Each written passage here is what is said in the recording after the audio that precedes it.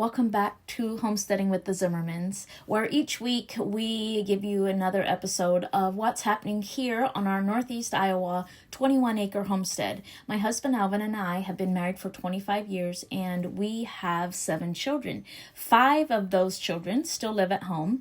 Our oldest 2 are married and no longer live at home, so this means we also have 2 son-in-laws and 1 grandson so far. So on our 21-acre homestead, we seek to preserve the self-sufficient lifestyle of our Old Order Mennonite heritage for the next generation. We involve the children in every aspect of the homestead, from raising and harvesting our own meat, gardening and preserving to fill the family's larder, or preserving the dairy from the family milk cows, plus all the many other skills that develop the character and integrity and relationships of a family that seeks to bring glory and honor to their Heavenly Father.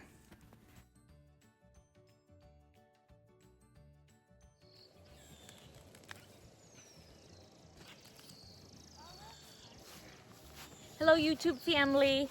As you can tell by all the supplies and things sitting here in the center of my garden, we are hot and heavy into early gardening season.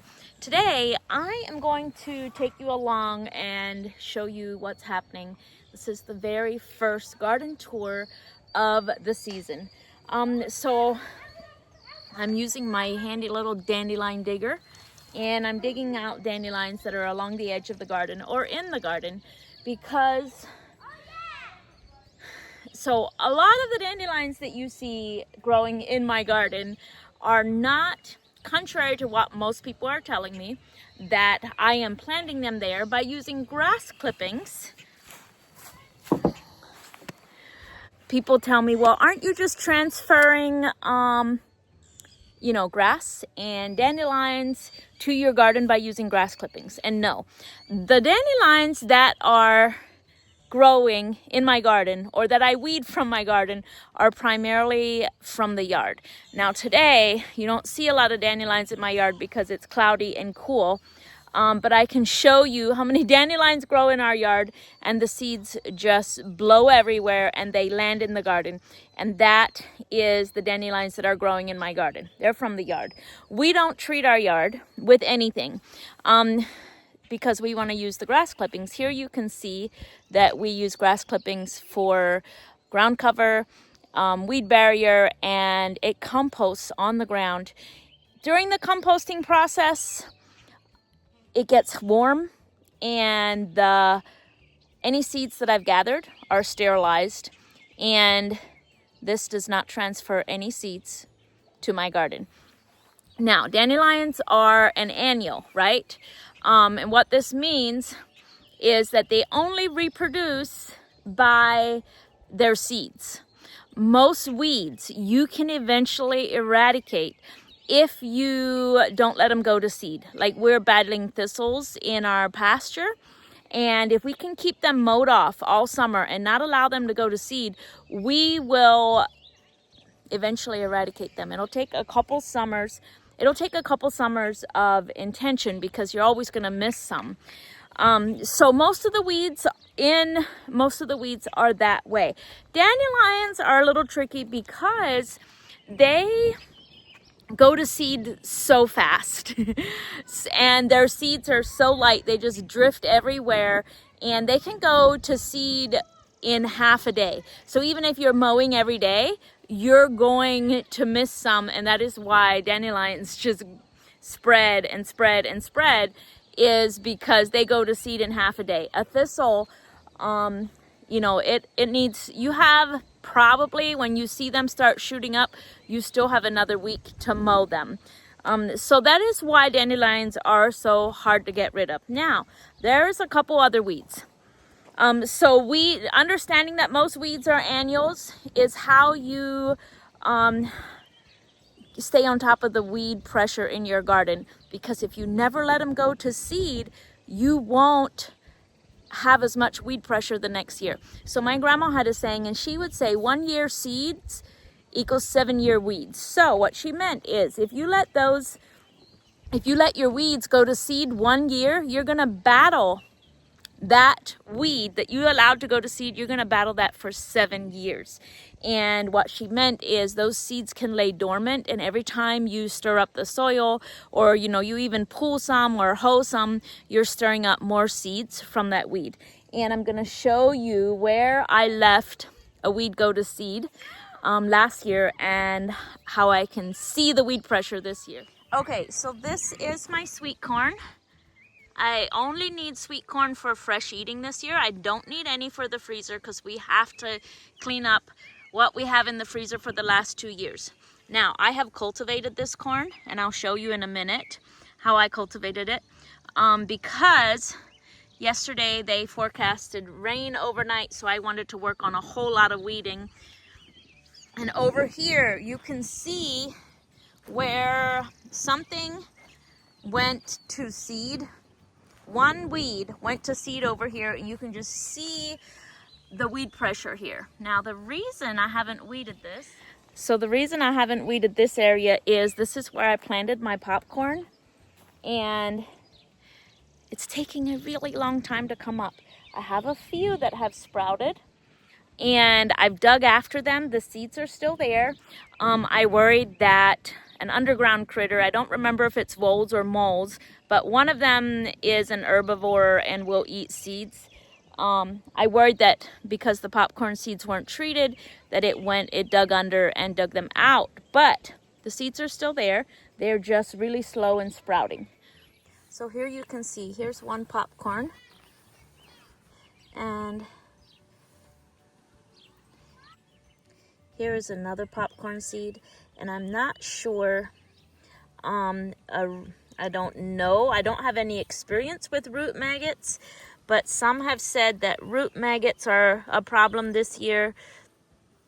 So I'm not sure if that's maybe what we're dealing with.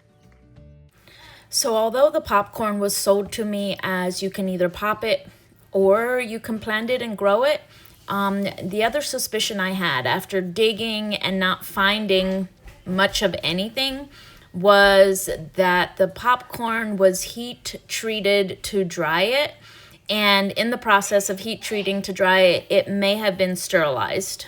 Well, that decides it, guys. I kept thinking I just need to be more patient, that it hasn't had enough time to sprout yet, but I can only see like 3 popcorn plants, and I think something ate them. I'm guessing root maggots maybe, because I can't even find the seeds. And it was planted at the same time as my sweet corn. So I think what I'm going to do is I'm just going to start over, and I am going to try to plant corn of some kind. If I plant sweet corn again, that'll be okay, because we'll just have, a couple different batches of sweet corn, which will be perfectly fine because we can eat from it longer then. Or I have an old-fashioned kind of corn I might plant. And the reason I want to do that is because that corn up there at the edge is where where I want to plant my pole beans on, and the squash. So I want to plant the squash that crawls in under the corn, and the pole beans that go up and use the corn as support. And because we're now almost to June, I got to get that started, or I won't have enough time for them to mature. Okay, so I'm going to show you I'm going to start with the positive end of my tomatoes. So here I've got tomatoes growing, and you can see how happy they are.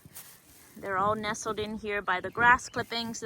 These are fairly fresh grass clippings that the boys in Elvin just collected over the weekend.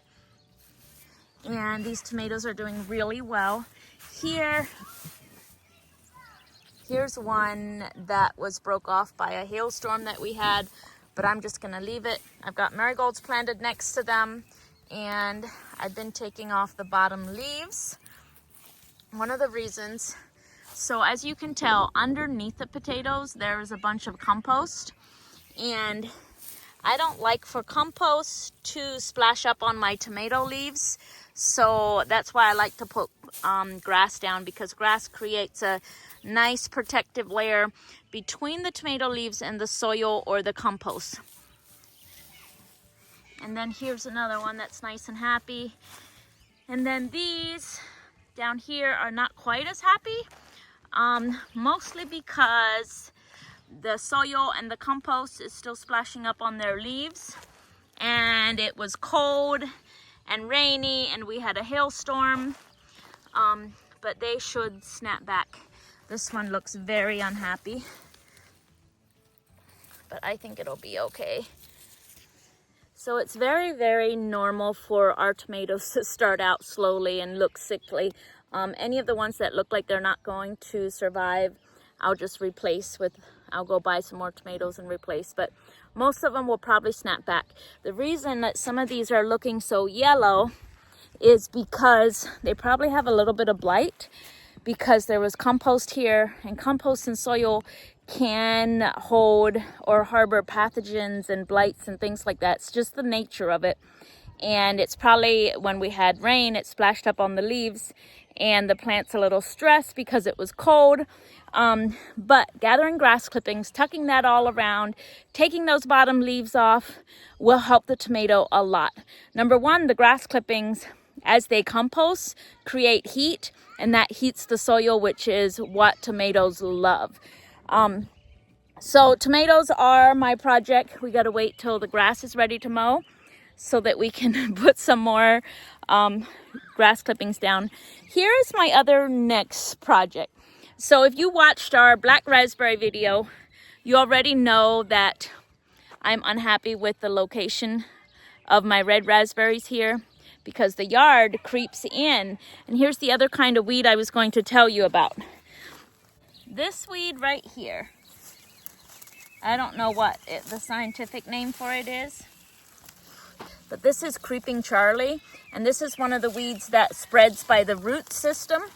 It's not hard to pull out, but it spreads by the root system, so it has pretty little purple flowers. And even if you keep this from going to seed, it's still gonna spread because it crawls in from the yard and it creeps low to the ground. So even if you're mowing it, it is going to spread. So my red raspberries here are full of weeds and things that have crept in from the yard. And so that's a big project for the boys and I. We are going to weed this and cover it with either grass clippings or compost and try to keep the weeds down. So Tom is up here. He thinks I might be bringing him some kale because he remembers that sometimes when I'm here at the garden, I bring him a treat. It's just Creeping Charlie. You want some? Yeah, I didn't think so. You have lots and lots of yummy grass to eat. You probably don't want to eat the Creeping Charlie. So all of these weeds that are growing here by my tomatoes, that is all weeds that the seeds have landed here on top of the compost since last summer when we put it down. So I'll just have to hoe all the weeds out before we put more grass clippings down for the tomatoes. Oh, I know what I was going to show you. I was going to show you how I cultivate my corn. Okay, so this is a high wheel cultivator, and this one is from Agri Supply. I will link it in the description for you. And as you can see, it has kind of like the 1/2 of a V plow at the bottom attachment. And I just drive this along the very edge of my corn row, and it tosses dirt up over the roots or the bottom half of the corn. And this covers any weeds that are trying to grow and gives the corn a head start. So when you cover the weeds, you knock them back and they're not thriving, and this gives the corn a chance to thrive and grow stronger. And this is the way, before herbicides were a thing, this is the way farmers grew corn. They would have these little cultivators that they put behind their tractors or horses, and they would drive it down the corn rows just like this, doing 2 and 3 rows of corn at a time, and they would cultivate to cover weeds, or it would dig out the weeds. And then as the corn grew taller, it would create a shade canopy, and a shade canopy is its own kind of weed barrier. Of course, that was back in the days when farms were much smaller and farmers were not farming thousands of acres of corn. They were just, probably doing like 50 acres of corn, and they would cultivate it every couple weeks to keep the weeds down until the corn grew tall enough to make a shade canopy. And so this is how I cultivate my corn, basically just keeping the weeds down so the corn can get a head start and create a shade canopy that will keep the weeds down. And as you can see, and I've talked about this before, even if I put compost down, even if I would put compost on that whole area around the corn, by next year, we would be dealing with this kind of weeds because we have weed pressure. I call it weed pressure from the skies because weeds grow up in our road ditches, in the road ditch over there on the other side, and then we get 30-mile-an-hour winds and it just blows the seeds everywhere. So we don't bother to put compost on our row crops. It's just easier for us to cultivate that top layer of soil that wants to grow weeds. And as soon as I'm done filming, I'm gonna go put some more corn in there because it looks like it could actually rain today. But let me show you the rest of the things that are growing. My cucumbers were struggling for a bit. I put hay on them right after I planted them, and my guess is that this hay that I gathered from up by the barn was treated with an herbicide that leaves a residual. And because of how the bottom leaves are looking, I'm guessing that is why my cucumbers were struggling. So I'll just take the blighted leaves off and hope that the weather gets really warm soon, because your best bet against blight and diseases is strong, thriving plants. So thriving cucumber plants will be able to lose a couple leaves to blight and still give a crop. However, if they continue to blight after the weather has turned nice and warm, I will probably spray them with a peroxide spray because that is one of the best ways to stop blight from spreading. Here I've got my scarlet runner beans ready to go up the trellis. So when I got suspicious that I was dealing with root maggots or seed maggots in my garden, I decided that my scarlet runner beans, I was going to soak them in water and get them almost sprouting before I plant them so that they would be able to sprout and start growing before the root maggots did too much damage. And it worked. They were up and sprouted within a couple days. I soaked them in water for I think almost 3 days before I planted them. So they were almost ready to burst to life when I planted them. So here I've got some volunteer cilantro growing from last year. And then here are my zinnias. Last year I didn't have any zinnias because the ants or whatever you see is nibbling on them here. Whatever was nibbling on them was so aggressive that it nibbled them off as they came up, kind of like this, and they never did anything. So I haven't actually treated them. I'm just kind of letting them to see what will happen. Here's some volunteer onions from last year. I'm just gonna leave those. I'm just gonna take the blooms off of there to encourage them to develop some bulbs. And then here by my flower garden here, I've got hollyhocks coming up everywhere. Hollyhocks and sunflowers are coming up everywhere here. Here I've got some peppers. These are struggling to get started too because it's been so cold, and peppers really like to be warm. So what I want to do is mow and collect some grass clippings, because like I said, if you pile grass clippings on here, it'll heat the soil and that will encourage them to grow. Well, friends, thank you for being here with the first half of this garden tour. I obviously didn't get to this side to show you everything that's on this side of the garden, but I will be back next Wednesday with another garden tour, and I'll show you everything that's on this side of the garden. and tell you about that. I basically just showed you the part of the garden that still needs a lot of work. But Harrison collected some grass clippings, and I am going to get busy putting those on my tomatoes and peppers and see if I can find another boy to take a turn mowing and collecting grass clippings. So as always, thank you everybody for being here. We sure do appreciate you tuning in and watching every week. Thank you.